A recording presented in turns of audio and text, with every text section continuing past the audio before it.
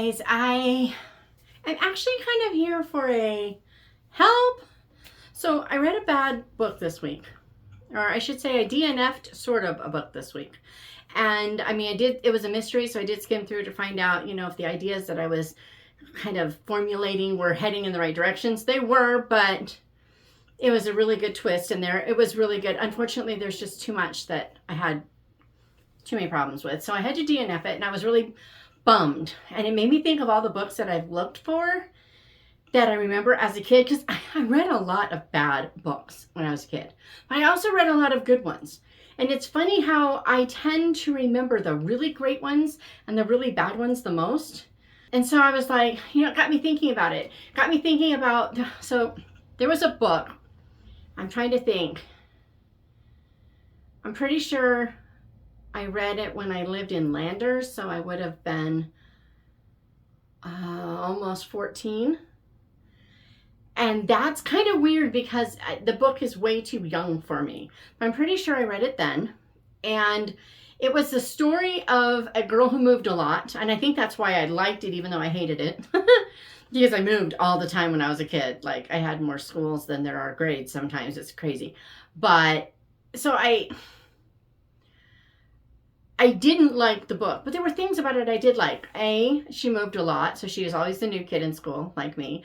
B, her name was Wallace, as in Wallace Simpson, so she had a name that was uncommon, kind of like me. So I definitely resonated with her. And B, or C, I guess I'm at C. I can count, but I apparently can't. If I can enumerate, can I alliterate? Does that mean I'm not literate? I don't know. Anyway, so, but the thing is that this book, it was terrible and good at the same time. Okay, I am going to be fair. There are things about it that were really, really good. And for one of them, what I kept resonating with this girl in particular, she is always the new kid, and she's not always the most liked kid. I was never the most liked kid. Nobody liked Shatona. And that was okay because I was going to be moving. So if I didn't like where I was this week, it's okay because, next month I could be in a new school. So there's that. No, my dad wasn't in the military. He was a modern Pa Ingalls with an itchy foot. Okay, we were just always moving. So I remembered this book. I remembered a lot about the book. I remember they did a seance, which I didn't like. And then they played a trick on this girl in school, making this girl think that the teacher had a crush on the girl. And that was horrible. And this friend of hers, who was a really good friend, if you will, she had actually made a friend, turned out to be kind of a jerk. And so, but I wanted this book. I couldn't remember. That's all I could remember about it were those things. And so I had this message board that I've been on since, for 20 years. I had it for 20 years. And I remember one day just going, I'm looking for this book. I want to see if it's as bad as I remember. If there were more redeeming things about it than I remember, or if it's even worse. I'm looking for this book, and I put out that information. And lo and behold, one of the gals, and this was like 10, 15 years ago that someone found it for me. One of the gals found the book.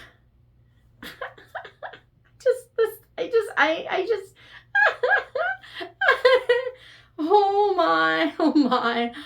It's so very 80s. But Wallace is the new girl in school again. That is what caught me. Anything for a friend. This is the cover. This is the exact one that I read. As far as what it looks like, it wasn't the physical copy. I found it on eBay. I bought it, and I have not reread it. I'm probably going to read this for middle grade March, because I don't think there's anything redeeming in it. But the back says, will Wallace fulfill her lifelong dream, popularity? And then the final line says, even Wallace wonders how far she will go to become popular. Is she really willing to do anything for a friend? And so again, it's realistic in how kids sometimes do horrible, ugly things to be accepted. So I'll give it that. But I don't like the horrible, ugly things. And I didn't as a kid. As a kid, I remember reading this just going, if this is what it takes to be popular or to have a friend, I won't have friends. And I knew it wasn't true because by that point in my life, I had actually gone from being kind of the outcast. I was always the poor kid. I remember the day that my parents got a Pinto. It was brand new. I went to school that next, September, and we drive up and I've got a Pinto. It's brand new. It's beautiful. I had no idea Pinto was a joke car. It's just a nice, new, really cool car, right? I was so excited. And I go to this small private school with all dentists, doctors, and basically health professional kids. I think there might have been a few lawyers, but mostly all in the health professions. Very white collar, upper class. They lived in the ritzy town in the area, and I lived on the wrong side of the tracks, literally. And so I go to this little private school, and all these kids are showing up in Beamers and BMWs and Mercedes, Beamers and BMWs. Yeah, because those aren't the same thing. But anyway, so yeah, Mercedes, BMWs, Cadillacs, Lincolns, those all showed up. And then here I come tootling up with my brand new, just so excited about. I had no idea. They were like, oh, she got a Pinto. And I'm like, yeah, I know, it's going to be great. I had no clue they were making fun of me until like the end of the day, okay? I was just not that bright of a kid sometimes. But after that was through 5th grade. After 6th grade, I went to a different kind of school. That other school was one religious group, and this one was put on by another. And these were more down-home people like me. And I made friends that I'm still friends with today. So, my life kind of changed around then. I don't know why. I don't know why. I've always been shy. And so that helped me in the sense that I tended to repel the bad friends too. So that's good. But it also hurt because, when you are shy, you have a hard time coming out. But with this new school that I went to, I had friends there that, you're going to be my friend. And actually, that's what one of my local friends said. She didn't believe me when we talked, and I made a comment about being shy, and she's like, "You're not shy. I don't like. I'm not going to argue with you because but it's my natural default." And so we're at Walmart one day, and she's talking to this friend of hers, and I'm just standing there saying nothing, totally miserable, because I don't know who these people are, and I don't know how I'm supposed to interact or not interact, and all I want is to get away. And we walk on, and it was hours later, she says, "How come you didn't talk?" And I'm like, "I don't know these people." And she's like, "You really are shy." And I'm like, "Yeah, duh. I will run my mouth and make a total fool of myself to hide the shyness if it's the right thing for the moment, or I will just be quiet if someone else will take over for me." So anyway, this book did kind of help me though, even though there's a lot of awfulness in this book. It was good too because it kind of reminded me that I don't want to be that person. And so there was that. So one of those books that I found that it's one of those books you remember as a kid and you're like, was it really? There are some I'm not going to do that with, like the Lois Duncan books. Yeah, no, no. Those books needed to be retired from my memory, and unfortunately they haven't completely retired. They were fascinating in a lot of ways, but there was way too much playing with occultish things that once I really understood that this is what this was, I just walked away, and I'm glad I did. And then when I was in Lubbock in Bible school, one of the gals, we were talking about books because we were both big bibliophiles, and she mentioned a book that I always remembered as Portrait of a London Doll, which I gotta say, I always want to turn everything into portrait. This is the Pictures of the Heart series by Tracy Peterson. I always say Portraits of the Heart, which isn't right on this one. It can't be right. It's a bad title for the series if you do portraits. Pictures, these are Kodak Brownie camera girls. Pictures fits. But I do it every time. I do it to the picture of Dorian Gray. I always say portrait. And in that case, I'm right. It should be portrait. I don't know what Wilde was thinking about, but he was wrong. It should be portrait. And that's all there is to it. I will die on that one. But then I had Portrait of a London Doll in my head, and I couldn't find it anywhere. And so I go back to that same message board, and I'm like, okay, guys, I need another one. I'm looking. I cannot find this book and I want to read this. Which is, can we just say that this again was like 15 years ago? And can we just say that I have not read, as of yet, Memoirs of a London Doll? Isn't this the coolest book? I even love the back. But yeah, Memoirs of a London Doll. It wasn't portrait. And this was actually written by a guy, which I thought was interesting. Richard Henry Horne. Which is kind of cool because I went to school with a Katie Horne. But there is our London doll. And I have a feeling that this is a little like Hitty's First 100 Years or something like that.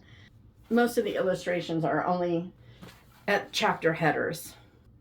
Interesting. This one is from Tulsa, Oklahoma. Huh. That's cool.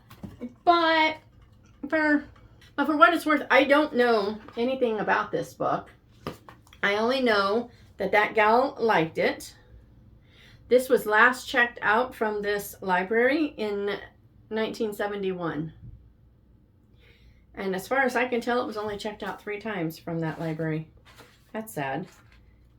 But there's a whole introduction about the book, which I'm not going to read.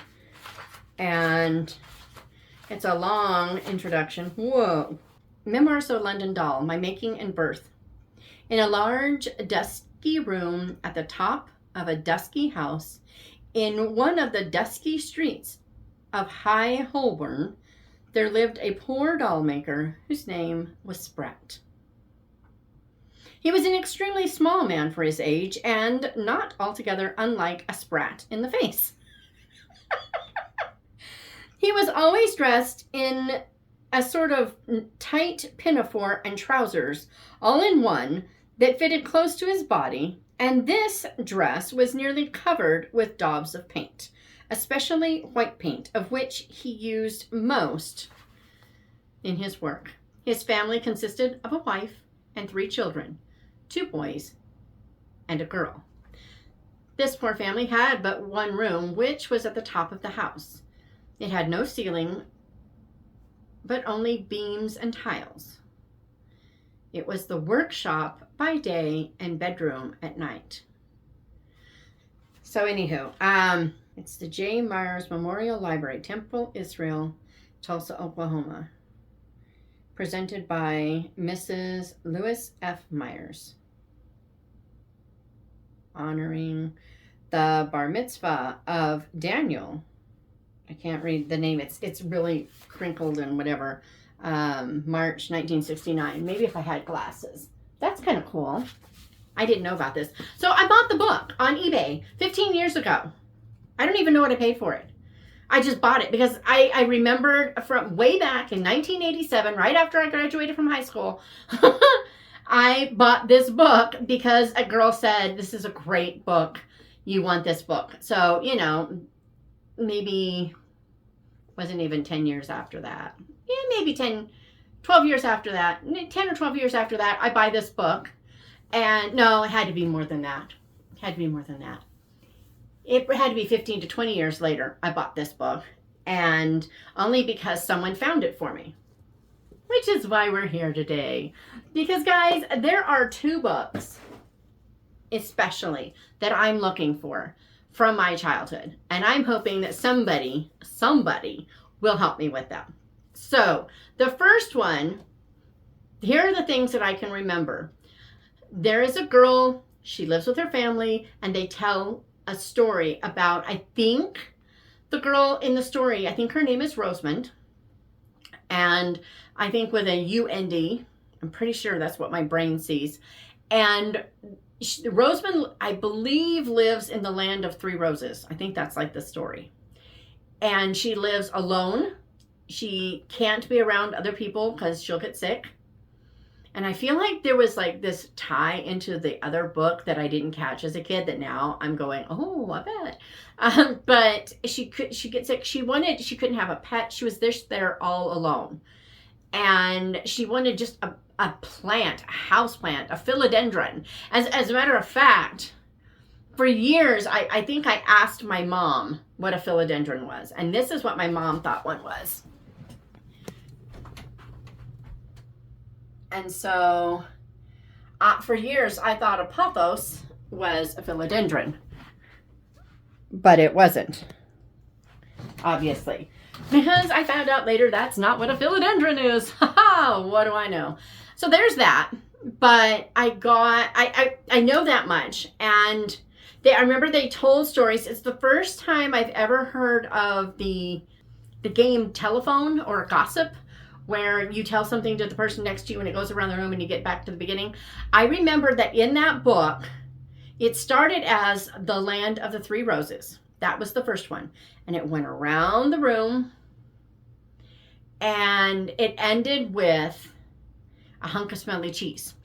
I remember that very distinctly. As a matter of fact, I suspect I must have read that in 1981-ish, because I remember we played this at school because I had just read about this, and it was a rainy day and we couldn't go outside, and so Mrs. Pugh was like, what are we going to do? And I suggested this game, and Mrs. Pugh started it off as I Love Shatona. By the time it got to me, it was pretty close. I couldn't be sure what she said, but I thought, because the gal next to me, it could have been several things. But the thing it came closest to in my mind was Isla Tola, because that was at the whole time of the Isla Tola Khomeini thing. And so I came up with that. And I remember my friend Naomi said, you changed it. And she's like, that's not what I said. And I'm like, that's what I heard. I thought. I couldn't be sure, but that's what my brain translated it to. And I was trying really hard not to listen as it went around, because you could kind of hear some of the things. And so I was trying to only say exactly what came out of my mouth. But what sounded the most like what I heard was Isla Tola, and it wasn't. It was, Mrs. Pugh being really sweet. But anyway, I'm looking for that book. The book with the girl with the Rosamund and the Land of the Three Roses and the philodendron that she wants. And I feel like there was like this really neat family connection thing in that book. I just can't remember anything about it. And I think it's someone who wasn't in the family that was telling her the story. I think they made it up and they would tell each other new parts. I just can't remember. So I'm looking for that book. So if you know what I'm talking about, if you know how to help me find it, you're my best friend. And I'm looking for, and this is more, I don't know, it could be from a reader. I wouldn't be surprised if it was a reader. Or it could be from a little golden book type thing, but it's definitely a much younger audience, picture booky kind of thing. There's a little boy who has lost his black cat. And he and his mother go around in very 40s, 50s type clothes. They go around town and he's asking everyone, have you seen my cat? Have you seen my cat? And he describes this cat, and it's very bizarre sounding description. People are like, what? And so it's a black cat, and it's got like long legs, and I think it had like really green eyes and yellow ears or something. I mean, it's just kind of weird. And then at the end of the book, this woman hands him his cat back, and it's a stuffed cat with like long tube sock type looking legs. And so it's exactly what he described, but not what people were expecting.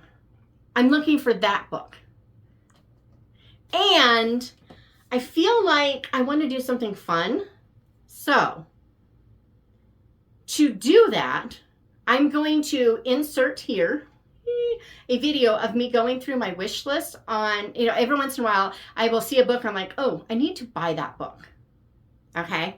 And so I will go scroll, I'll just add it to that list. So it's a little secret list I have on eBay. And so every once in a while, if I've had a bad week or a bad month or a bad year, but I'll go over and I'll buy one of those books when I'm, I already have another order going in. I'm like, I'm just going to buy a book while I'm at it, and I'll throw it in there. So this is what I'm going to do. I'm going to scroll through those, show you all the ones, tell you why I want them. It's just going to be a screenshot in the middle. All right, guys, the dogs are excited because I turned the fans off so you can hear me. And now I'm not going out. You're just giving me this look like, have you lost your mind? What is wrong with you? Okay, and I didn't switch out my mic, so I hope the recording is okay. All right, so this is my list. And over the shop, this is a picture book. I hope I can remember this stuff.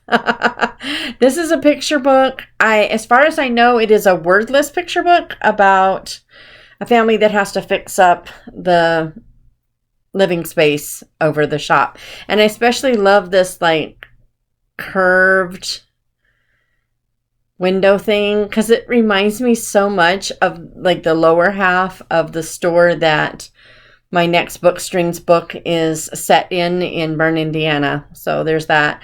Then there's Night Owl. This just went into that book about Bern, Indiana. One of the gals gives a copy of it to a little child for a birthday, and it's just about a little owl that is born, and he's only ever wanted to be a knight, and then he's accepted into night school, and nobody thought he'd get in, and it's just super cute. And the postcard, it says a completely gripping and heartbreaking World War II historical novel. I cannot remember why I put that in my cart. I don't know. But right now, it's on sale for 99 cents. So, I'm going to open that link in a new tab. I'm going to see if it's available on Kindle Unlimited. Let's do it this way. And if it is, then I won't do this. But see, it's not. So I'm just going to go ahead and buy that. If I like it, I will consider it on Audible or buy a paperback. But at 99 cents, I should just do that. All right. This Books Afloat. Yeah, I don't remember. It's an actual historical event. Oh, yes. So this has a network of undercover volunteers. They plot to prevent Japanese saboteurs from invading the Columbia River during World War II, and Dust Bowl survivors have a floating library going up and down this thing. I mean, come on. So, yeah. And then the Book of Lost Names. Everybody knows about this one. Gals trying to find people to, return them to families, etc. The Bookbinder. I feel like this sounded good. The Bookbinder. Yeah, young British woman working in a bookbindery gets a chance to pursue knowledge and love when World War I upends her life. 1914. Her job is to bind the books, not read them.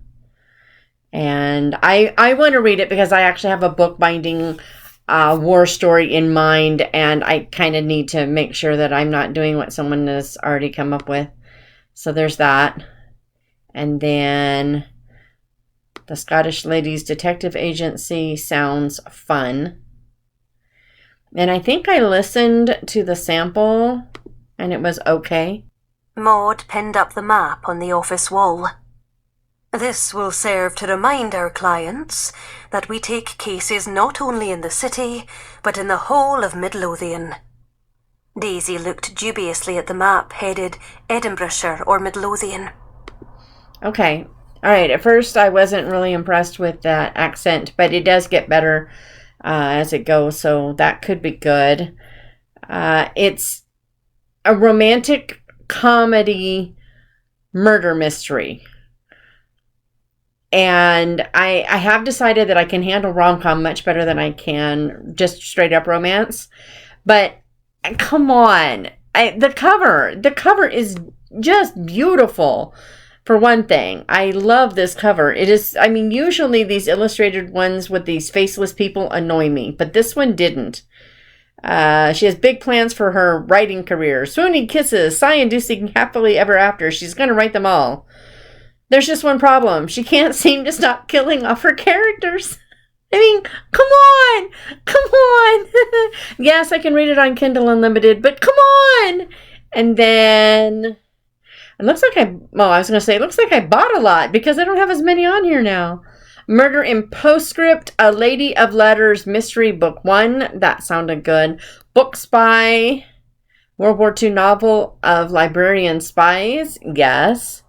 And a few people have talked about this one, Collected Regrets of Clover. The people that I've seen who have read the book or know about the book seem all positive as far as people that I tend to agree with. So there's that. And then The First Ladies, I don't remember what this is. Extraordinary partnership between First Lady Eleanor Roosevelt and civil rights activist Mary McLeod Bethune. That actually sounded really good. And then No Two Persons, a novel. I can't remember this one either. See, I can't remember any of these now, guys. It's like I don't put anything on this list that I don't think I really want. One book, 9 readers, 10 changed lives. Yeah. That was the beauty of books, wasn't it? They took you places you didn't know you needed to go. Yes, because yes. Erica Bauermeister. What a wonderful name. The Ratcliffe's Ladies Reading Club. Can you tell I put a lot on here this year? Of course, I've bought a lot of the ones I put on other years. 1954, Alice Campbell escapes halfway across the country and finds herself in front of a derelict building tucked between the cobblestone streets of Cambridge. And she turns that sad little shop into the charming bookstore of her dreams. So, I mean, yes. Because yes. So we have The Housekeepers. I don't remember what this one is. The Wishing Game. Everybody's been talking about. The one where the author writes a book that somebody's gonna win and whatever's going on with that. The Librarianist. I'm just gonna stop talking about each one and looking them up because it's gonna take too long. So if something interests you and you want to know, please look it up and tell me if I want it. But The Librarianist, I mean the title alone, it gets me. Days at the Morisaki Bookshop. That sounded amazing. The Door-to-Door Bookstore. I mean, come on, the Door-to-Door Bookstore.